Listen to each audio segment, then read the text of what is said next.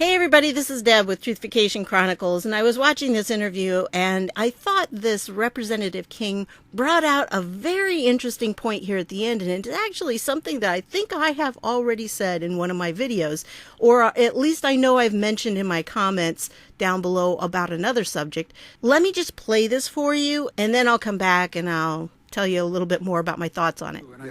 If that is all true, what you're saying and what Rand Paul is claiming, that all the leading members of the previous administration knew about it, correct?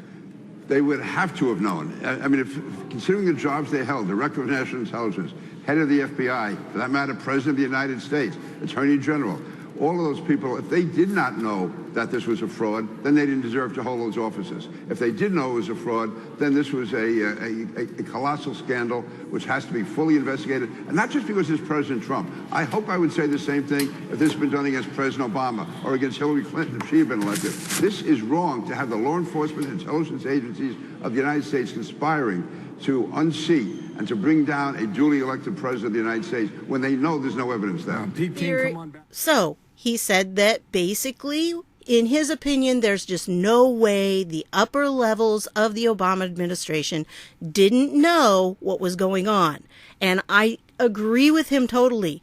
There is so much happening, and the idea that these people who were in positions of leadership had no clue any of this was going on either makes them the most clueless, stupid people who had no business being in those positions in the first place, if they are that dumb, or they were complicit.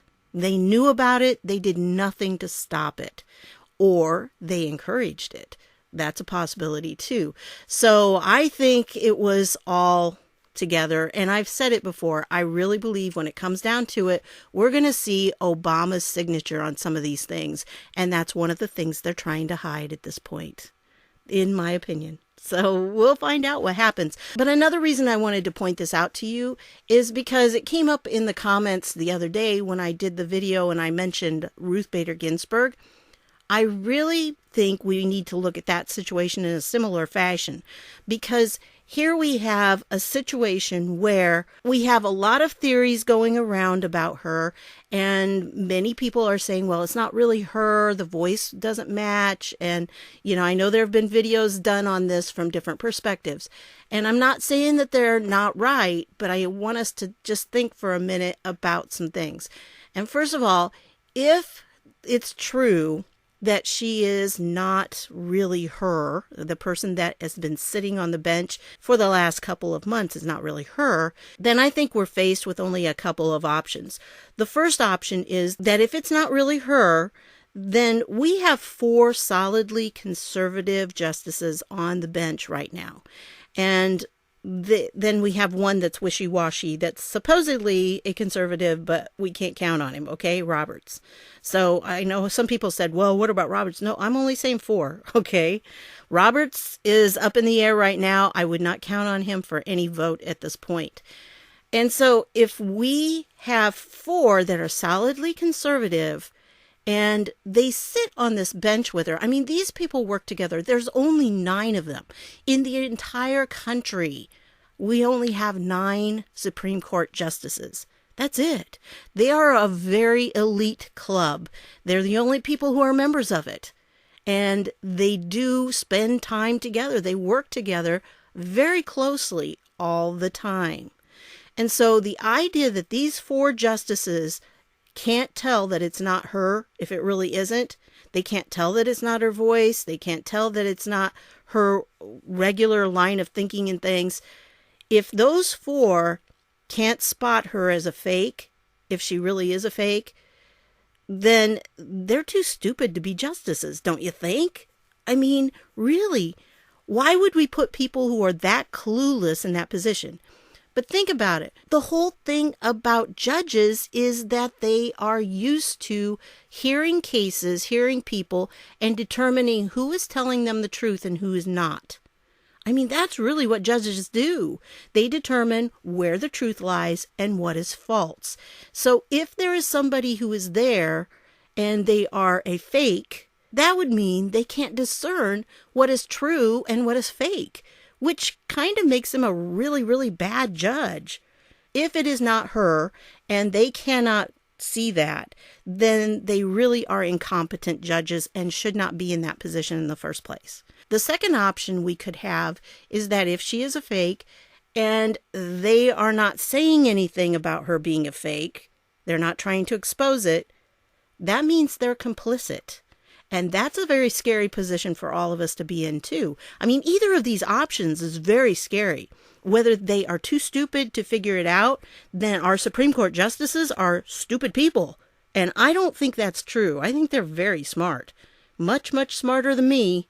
I mean, even the liberal ones, they're very much smarter than me. Or if they are complicit, that's a horrible place to be in too, because then we have this deception in our highest court, and that would be something criminal as well. So we need to consider these things when we're thinking about it.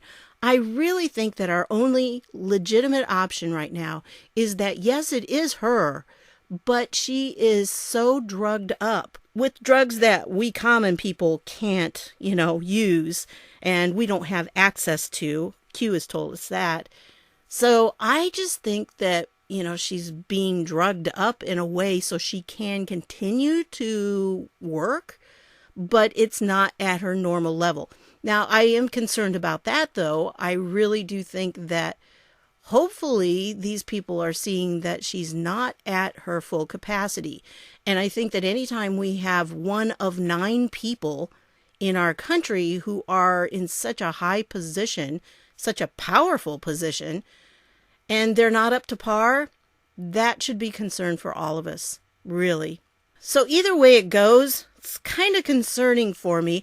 I really would like to see some competency tests maybe put in there when people get to this stage, because, I understand she is only 83, I think it is. Or maybe she just turned 84. I can't remember.